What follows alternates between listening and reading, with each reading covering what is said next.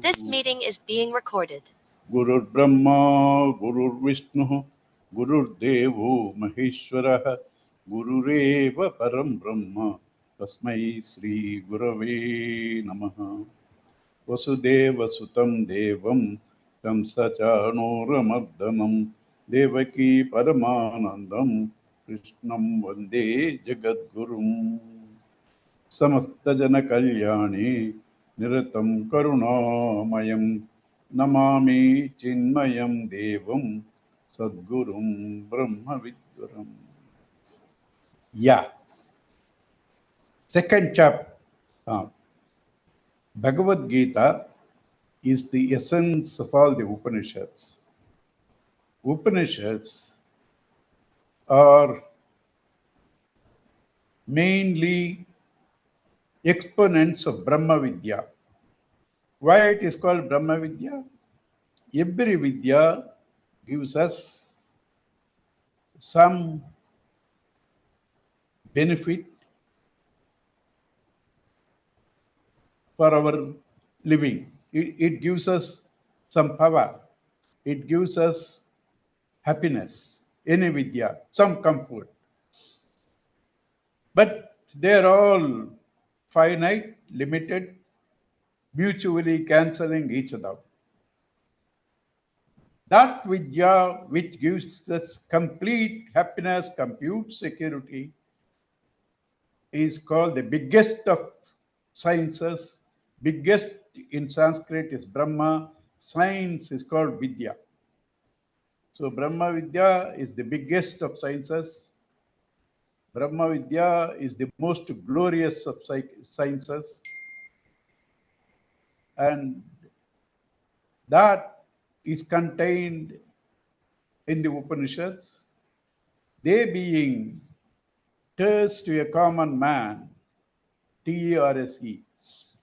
Sri Vedavyasa, out of his compassion, summarized them in Bhagavad Gita. And this essence of the entire Bhagavad Gita is summarized in the second chapter. So therefore, the second chapter starts with the nature of the self, that it's free from death, old age, etc., etc. And what envelops it, what covers it, what houses it, is subject to change. And having given us that clarity, the confusion came out of the blankets that cover the self through our vasanas, footprints, inclinations, the false notion that I am the body, mind, intellect. To remove them, you have to detach from the ego and attach to God in the form of totality. This process of detachment from the ego, attached to totality, and try to align with the totality is called various yogas, and that in and through action is called karma yoga. So he has given us the nature of the self and the means to experience that, to thinning out these wheels that are covering it through karma yoga. And he has said, you have to do this till all our confusions have gone, when you are no more perturbed by any value that is brought to your notice by others. You have no value for all of them because you have found fullness. And now what is this nature of fullness? Is the Sthita Prajna portion. Who is the Sthita Prajna? Who doesn't vacillate. Who vacillates? One who has not found the complete solution vacillates. One who has found complete solution has no need to vacillate. one who has found the self in himself, by himself, that to be the infinite, blissful, immortal consciousness, has no more vacillations. And that is put in a way we can understand that because of this fullness, when all our desires have exited from us, because we have no need for them, we are content by the self. That state is called Sthita Prajna. And such a man, naturally having detached from the body, mind, intellect, and the objects, emotions, and thoughts, is not unduly perturbed when they approach him, or excited when sukha comes, depressed when dukkha comes, because he has no value for them. And when he moves, how does he protect from the influence of the world? The example given was like a tortoise. Tortoise lives in water, and at its will, when it comes out onto the shore, when children start pelting with stones, it withdraws all its limbs under the protection of the self. So also, this enlightened person is all the time aligned with the self, and when he has to transact in the world outside, when something happens which can disturb his equilibrium, he withdraws his mind from them like the tortoise withdraws its senses under the shell. So that is what we have seen up to now. And it said that when you do this for some time, you, first in the initial stages, you will have a taste for them, though you have withdrawn. But when you practice it for some time, even the taste for them disappears. And now he's going to introduce the topic of how does this fall from my godhood happens? How do I trace back my glory? The main thing that was responsible for this is our extrovertedness towards the world of objects, emotions, and thoughts. That is the pull of our senses. So here, to encourage us, the Sri Vedavyasa says, all of us have this, do not worry. Don't have to worry. This is natural. But to be natural is not the best. It is natural to you to get upset with every small thing. That's not the best. It's natural. A cultured man knows how to control his moods. Similarly, you have this natural tendency to be extroverted, but you have to culture yourself. How do you culture yourself? The path of devotion is said, Mat Paraha, keeping me as the goal, focusing to me, aligning with me. You should be able to achieve this. Tani sarvani samyamya yukta asita matparaha vashe hi yasyendhyani tasya prajna pratisthita. Then he is going to take in the next two verses how this fall has happened. How this fall has happened. This is called the ladder of fall, whose mirror image, that is the reverse. The ladder of rise is the essence of ninth sloka Bhajagovindam, Satsangatve Nitsangatvam. Right? So these two verses are telling us the ladder of fall so that we are alert, vigilant, prevent this fall. ध्यायतो विषयान् पुंसः संगः तेषु उपजायते संगात् संजायते कामः कामात् क्रोधो विजायते क्रोधात् भवति सम्मोहः सम्मोहात् स्मृतिविभ्रमः स्मृतिभ्रंशात् बुद्धिनाशः बुद्धिनाशात् प्रणश्यति. You don't straight away get attached to anybody or anything. Even when you see something or somebody attractive to you, First sight, you say, okay, good, look good, leave, it won't bind you. But you go on inquiring about it, thinking about it, then you are completely bound as a slave to it, as a silkworm gets bound by the thread it produces out of itself. You go in the bazaar, you see a dress, you say it looks beautiful and go, no problem. You want to inquire the price, what brand. Then the fellow there waiting there, he will not leave you till you purchase and come out. He will not leave you. So that is how this senses bind you. You have to arrest it at the very first thought. How can you arrest? Knowing that it is your enemy. How is it your enemy? It causes waves. These waves cover the divinity, the bliss in me. Therefore, enough. I do not want it. You are my enemy coming in the form of a friend, suggesting I need it. I do not need anything. I am full and complete in myself. You have to arrest it at the very beginning. Like a ball that falls in the steps. If you don't catch it at the first step, or at least the second step, you will never be able to catch it. The ball will land on the floor. So also your mind, if you do not catch it at the very first instance or maximum at the second instance, you will never be able to catch this mind or control this mind. So he says, Dhyayataha Vishayan Pumsaha Sangaha Teshu Upajayate. Dhyayataha, meditating, continuously thinking, Vishayan, sense object. They are called Vishayan because in Sanskrit, Visinoti means binds, that which binds.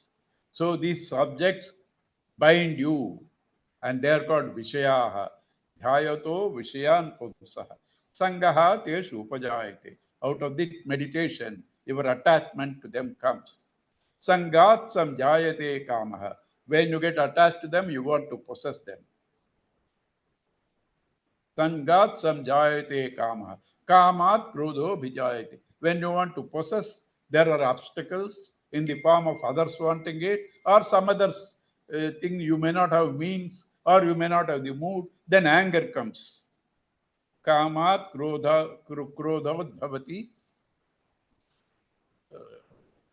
Sorry, Dhyayato Vishyan Pumsaha Sangaha Teshu Upajayate Sangat Samjayate Kamaha Kamat Bhavati Krodhaha Krodhat Bhavati Sammohaha. Out of anger you get deluded. When you are angry, you lose all relative values. Whom you were talking, you do not know. It may be your father, it may be your mother, it may be your teacher, it may be your husband. You completely forget all dharmas and start talking and behaving as a lunatic. Sammoha smriti vibramaha. Through this delusion, you forget all the values that you have acquired so far. And when you have lost the values which guide your thinking, your complete thinking itself is gone. The power of reasoning is gone. And when the power of reasoning is gone, you are no different from an animal. The only difference from an animal to human being is reasoning. Animals give milk. Out of the milk they give, they cannot create ice cream or butter. You create ice cream or butter from them because you have the capacity to use your intellect with reason. So when you lose this power to discriminate, you are no better than an animal. So dhyayato vishayan pumsaha sangaha teshu vajayate sangat samjayate kamaha kamat krodho vijayate krodhat bhavati sammohaha sammoha smriti vibramaha smriti bramshat buddhi nashaha. Your reasoning power has gone. Buddhi nashat pranashyati. When your reasoning power has gone, your fall is complete. So where the problem starts? At continuously thinking. So what you should do? Arrest at the very first thought. When the thought comes, Gurudev says, even in meditation, thoughts will come because of the vasanas inside. But when it comes, do not enter into its theme. Do not enter into its theme. Be vigilant, be alert. And he says, Raga Dvesha Viyuktaistu Vishyan Indriyaicharan Atma Vasyai Vadeyatma Rasada Madigachati. Why this disciplining of the senses should be done? In fact, the problem is not with the senses. It will come in the next chapter. Problem is ever getting attached to them. Senses have in them their natural affinity towards their counterparts. But God has given you an intellect to discipline your mind. If you do not use this mind, you lose your complete godhood and the peace. Raga Dvesha Viyuktaistu. One who is freed from likes and dislikes. They cannot be separated. You like something, the opposite of it you cannot like. So there is no freedom at all.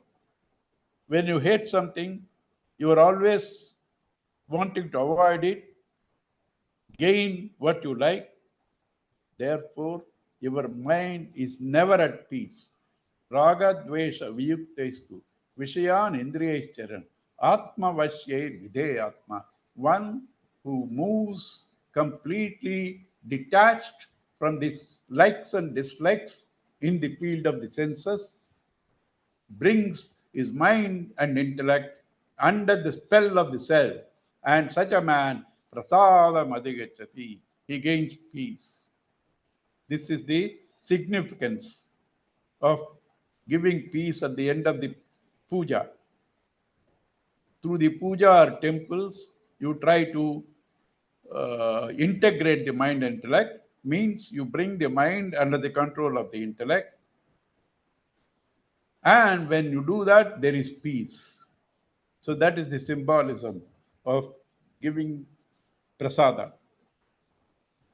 Prasade, why should I get this peace? Prasade sarva dukkhanam hanirasyopajayate. Prasanna chetaso hyashu buddhihi paryavatistate. Why should I get this peace? Oh, I am very peaceful, but I have this problem. I have that problem. I am sad. Can you be peaceful and sad at the same time? So if you get this peace, your sorrows have gone. Therefore, you should get this peace, because you can't have both together.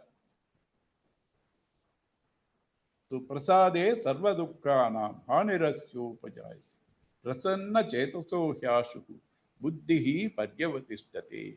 One whose intellect is steady when his mind is peaceful. And if not, nasti buddhi rayuktasya, nacha yuktasya bhavana, nacha bhavayatasyanti, ashantasya kutashakam. One who has not brought the mind under the control of the intellect, which is supposed to be the integration. Integration is called yoga. One who practices yoga is called a yukta. One who doesn't integrate is called a ayukta. So he says, na asti buddhihi ayuktasya. For a man who has not got this integration of the mind and intellect, his wisdom is erroneous and he cannot meditate. Nacha yuktasya bhavana. If you don't bring the mind under the control of intellect, you cannot even meditate. Nacha abhavayatasyanti. One who cannot meditate means cannot think in single line of thinking, he has no peace. And such a man who has no peace, he can have all comforts in the world because he is rich, but he cannot enjoy the very comforts that he has.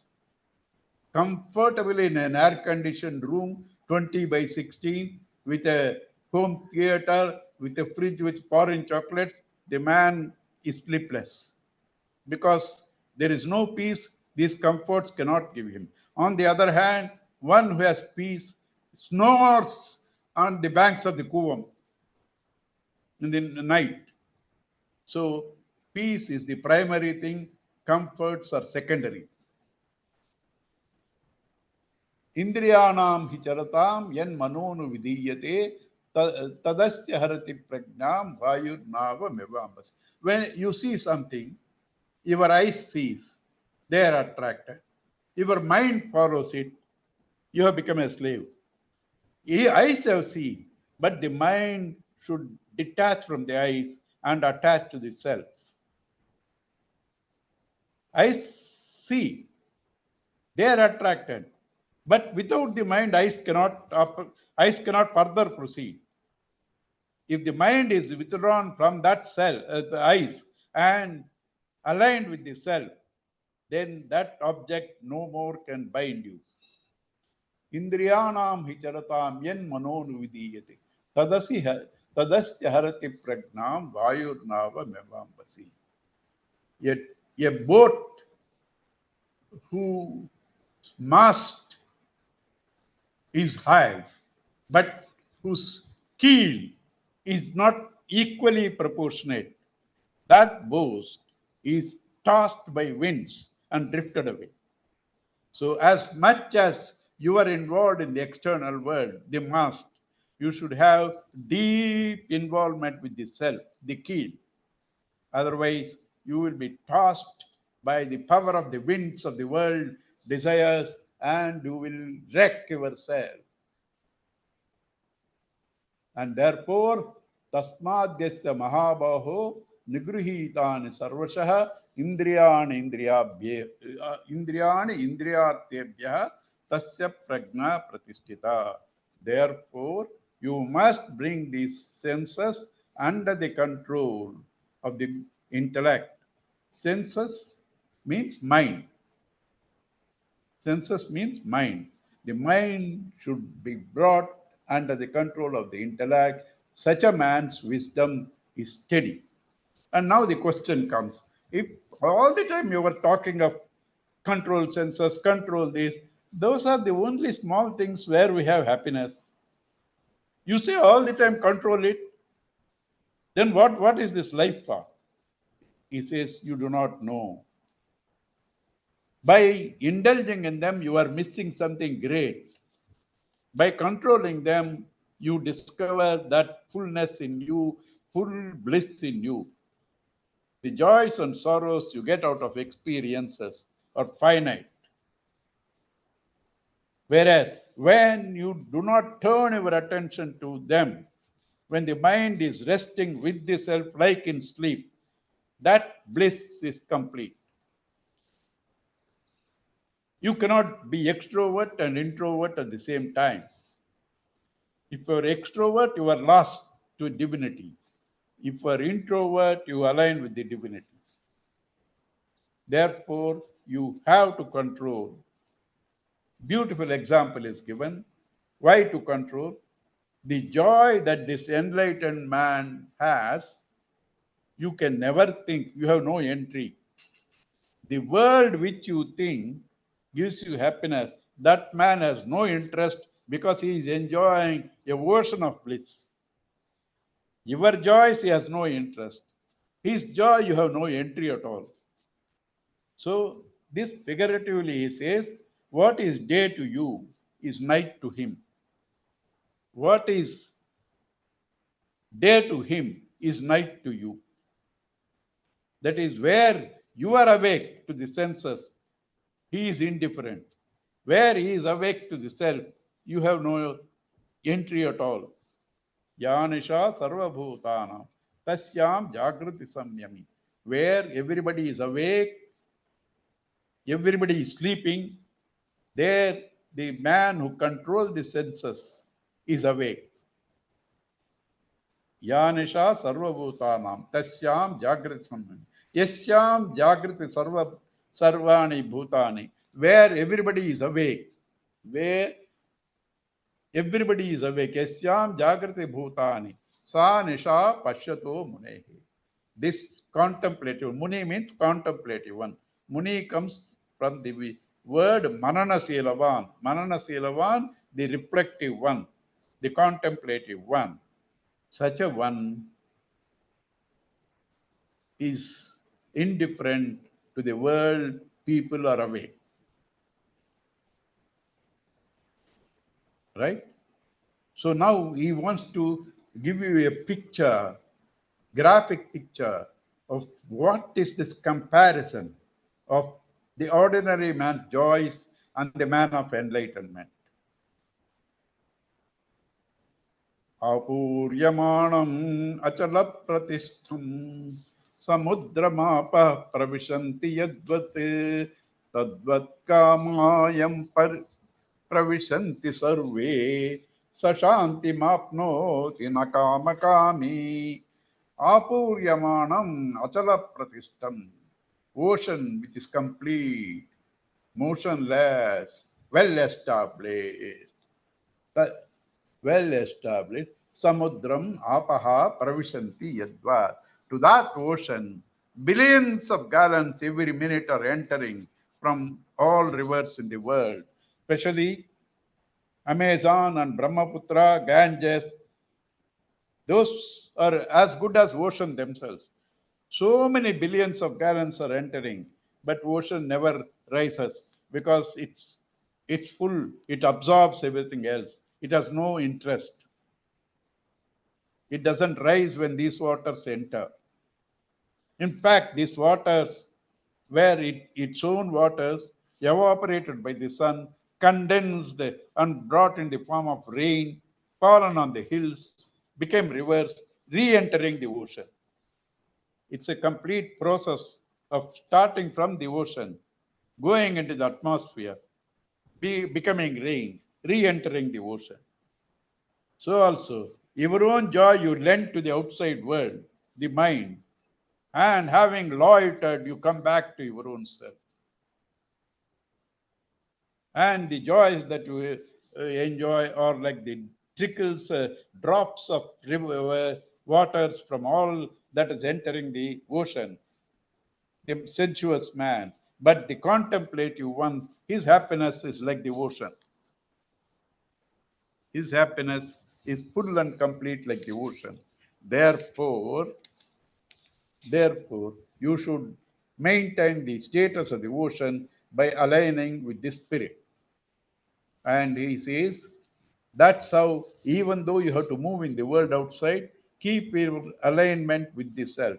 Vihaya kaman yas sarvan puman charate nishpruha nirmamaha nirahankaraha shanti madhigachati. Having cast off all these disturbing waves of sensuousness, not getting attached to them, not having the feeling they are mine, nor I am the doer and the enjoyer, nirahankaraha. Such a man attains the total bliss, sashanti madhigachati. Yesha brahmi sthiti partha nainam prapya vimukyati. Once a man has tasted this, even a drop of this ocean, the bliss, after that he will never have any more interest to the filth outside. Yesha Brahmi Sthiti Partha Nainam Prapya Vimukti. He doesn't get deluded. Sitvasyam Antakalepi. And this is so glorious, you cannot ignore it. Even now, you say, I am 85, 90, what will I do? It takes 1 minute for you to understand this and align with the self. Antakalepi, even the last minute, you realize this and lift your mind from the world of objects, emotions, thought to whom. You can do it even the last minute. Antakalepi Brahma Nirvana Mruchati. He gains that glorious state of Brahma. Brahma Nirvanam. Nirvanam disrobing, casting off the body, mind, intellect. You shall discover what lies under them is this Brahman. Om Tassaditi Srimad Bhagavad Gita Su Upanishadsu Brahma Vidyayam Yoga Shastre Sri Krishnarjana Samvadi Sankhya Yoga Nama Dvitiyo. This is Sankhya Yoga, logical. That's why he gives a particular topic and continuously and says Tasmat, Tasmat. Tasmat means therefore. He gives the logics for each topic and says Tasmat. Tasmat means therefore. That's why it's a logical topic. Next, we said this is a summary of the entire Gita. Gita is divided into 3 parts. First 6 chapters is Karma Yoga. Next 6 chapters is Bhakti Yoga. The last 6 chapters is Jnana Yoga. Also the first 6 chapters is Jiva. The next 6 chapters is God. The last 6 chapter is the oneness of Jiva and Brahman. So the very topic of the first 6 chapters is Karma Yoga, and because Arjuna wanted to run away from karma, Krishna wanted to say running away from karma will not help you. You have to live in karma but yet be away from it. Gurudev says relationless relationship, like the water on a lotus leaf. The lotus leaf is nothing but water. Complete essence of the lotus leaf is water. On that a drop of water stays, but it's never attached to it. So that's how you cannot run away from action. Swamiji says there is no freedom from action. There is freedom in action. While you act, there is freedom either to get bound or not to get bound. But there is no freedom from acting, because to live itself you have to act. If there is no activity in you, as Gurudev humorously puts, people around you become active. People around you will become active. Act you must. So that Karma Yoga comes in 3 chapters. 3rd chapter is how karma is inevitable. 4th chapter, how this karma can become Karma Yoga through dedicated activities, yajna. 5th chapter, how this by itself can lead you to divinity by dropping the sense of enjoyership and doership. That's called sannyasa. So the 3, 4, 5 together is Karma Yoga. 3rd chapter, inevitability and importance of karma. 4th chapter is dedicated activity. 5th chapter is to renounce the sense of doership and enjoyership. So 3rd chapter, let us see. Karma Yoga. Arjuna Vacha. We are only doing 3rd chapter. Next 2 classes, which will be over. After that, people who want to continue, I have already posted. I will again, after the 3rd chapter, again post you Gurudev's talks. Gita 365. You can see every day those given split, even each verse they have split into comfortable time for every day, 10 minutes, 7 minutes, like that. Every day you listen to that, you will complete Gita 365. And if you feel, no, I want to be confused, I will also forward my YouTube talks, right? So that everything is learnt only through contrast, right?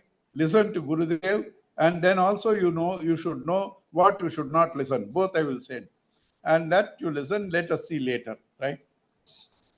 Arjunovacha jayasi chetkarmanaste mata buddhirjanadhana tat tat tat kim karmani ghore mam niyojayasi keshava vyamisreneva vakyena buddhi mohayasiva me tadekam vada nichitya yena sreyoham apnayam. Krishna, I wanted to leave this unpleasant battle. You said you must act. I took your word. Now you are completing, saying I should renounce everything and do meditation, and that's a glorious state where you are like an ocean. You are saying drop all desires and be like an ocean where nothing enters you. That's a state of meditation, jnana marga. And you are wanting me to act. Both are contradictory. I wanted to do that. I want to get away and go to Uttarkashi or Himalayas. You said, no, you must fight. Again, you are glorifying that state of meditation. So if you think that state of meditation is higher, why are you engaging me in this terrible action of being instrumental in killing millions of people? Why are you doing that? Your words are as though confusing. So please decide and let me know, because I am already confused. I cannot think for myself. This is the meaning of the two verses. Jayasi chet karmanaha te. If you think mata buddhi jana, if you think buddhi, intellect, is superior to karma, jayasi karmanaha mata buddhir janardana, tat kim karmani gorema. In that case, in this ghora karma, terrible action, niyojayasi kesha. Oh Krishna, why are you engaging me in this terrible action of millions to die if you think in meditation, in intelligence, contemplation is superior to action? Vyamisrene vakyena buddhim ohayasim. You seem to confuse me with perplexing contradictory statement. Tadekam vadanistitya. Therefore, Krishna, decide for yourself. Yena sreyoham apnayam. Through which I can get shreyas, ultimate good. Do not say this also, that also. I am already confused. You tell me what I should do. Yes. If you yourself have got little confusion, take 10 minutes off, decide and come and tell me. Arjuna is telling Krishna, right? And Krishna says, Sri Bhagavan Uvacha Lokesmin Dividha Nishtha Pura Prokta Mayanagha Nana Yogena Sankhyanam Karma Yogena Yoginam. It's not that there is a choice. Either you do karma or you do meditation. There is not a choice. If you want to do meditation, you have to have a peaceful mind. You want to have a peaceful mind, you should cleanse it with karma yoga. So, karma yoga and meditation are not two completely different paths. They are two segments of the same path. They are two segments of the same path. First, karma yoga, purify the mind intellect, then meditation. Then meditation. Therefore, I am not confusing. You are getting confused. Lokesh means vividha nishta. Nishta is singular. Path. Path is singular. But vividha, twofold. Twofold path. Pura anaga. Pura prokta mayanaga. This was told by me as God earlier. This is the content of the Vedas which came from me. That the path is twofold, not two paths, two segments. First, purify through karma and then contemplate. Jnana yogena sankhyanam, the path of the contemplative ones through Shravana Manana Nididhyasana Jnana Yoga, Karma Yogena Yogina. The ones who wants to integrate their mind and intellect to become fit for this contemplation, they have to follow Karma Yoga. Nobody can escape from karma. You can't run away from that, because he says, Na karmanam anarambhat, naishkarimyam purushottama, nacha sannyadatsnadeva, siddhim samadhigacchati. By not doing any action, you do not gain the state of actionlessness. Actionlessness is a state where there are no desires prompting you to act. You have no desires because you have no inadequacy. You have no inadequacy because you are complete. You are complete because you have no ignorance. So when it says actionlessness, it means absence of ignorance. Absence of ignorance alone can lead you to actionlessness, but not by abstaining from work. Physically, you can abstain. Mentally, you are active. So, na karmana manarambhat naishkaryam purushoshmati. Nacha sanyasana deva siddhim samadhi. By merely renouncing and running away, you do not get that highest state. Physically running away, mentally brooding, you don't reach that highest state. Sannyasa is not, the Swamiji says, color of the dress.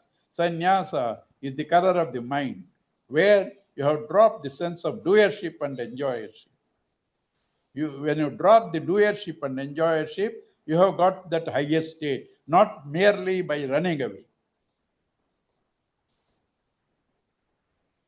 Nahi kaschit chanamapi jatu tistatya karma kruti karyate hevashak karma sarva pratyajai gunai.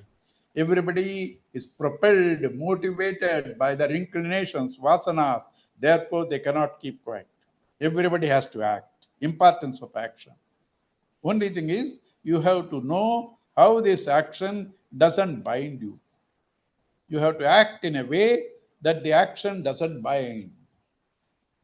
So, instead of doing that, you hypocritically abstain from action, but go on brooding over what you are missing. He says you are a hypocrite. Karmendriyani samyamya ya aste manasasmaran. Indriyani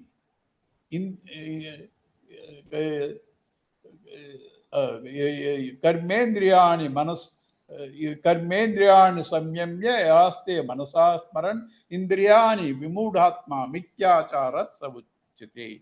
One who has abstained from action but mentally brooding over them is a hypocrite. Better you sublimate, not suppress. Sublimation is going through the process where the intellect reasons out and is tuned to the divinity. That's called sublimation. Suppression is foolish stupidness. So he says, Karmendriya yastvindriyani manasa nayamyarabhaterjuna karmendriyehi karma yogam asaktaha savishyate.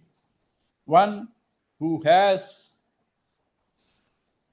through the mind, controlled the senses, yet doing the work, detached, he excels. That is the man who doesn't do actions, mentally brooding is a hypocrite. On the contrary, a man who has controlled the mind, yet doing work, he excels. Therefore, what you should do? Netam kuru karmatvam karma jyayo hya karmanaha sharira yatra pichatene te na prasidhye dakarmanaha. You do your actions, what should be done. Every minute you have some duties. Those duties you do. Any day, action is superior to inaction. If you cannot progress through action, how will you progress through inaction? How will you progress through inaction? So he says, Netam kuru karmatvam karmajyayo ekarmanaha sharira yatra pichate na prasidhye the karmana. Even your body sustenance, the journey of the body needs action. Even if somebody provides food, you only have to eat. You have to digest. You have to go to toilet. You have to take bath. You cannot abstain from work totally. Right? So, then what is the choice? He says, do it in the spirit of yajna. Dedicate all our actions for the cause of totality, for the good of others, not for the satisfaction of the ego. Yajnarthat karmanonyatra lokoyam karma bandhana tadartham karma kaunteya mukta sangha samachara. Actions done for the sake of the ego, that only breeds further desires and binds you. When you do action for the sake of others, you finish that work, you are happy, no more desires are brought.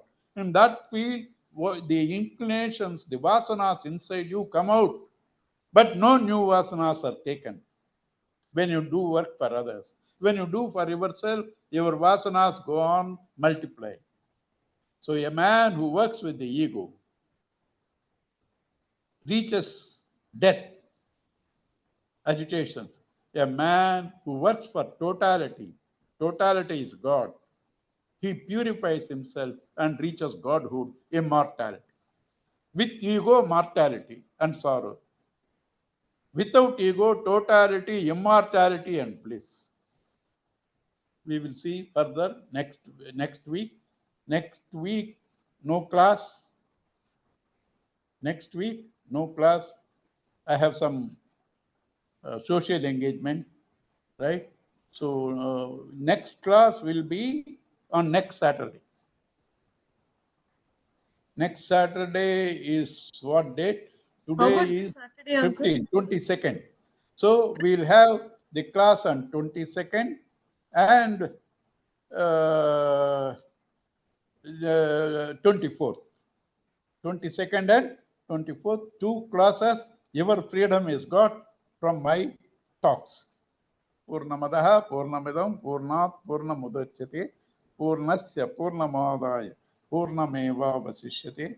Om Shanti Shanti Shanti. Hari Om Sri Guru Bhyo Namaha. Hari Om.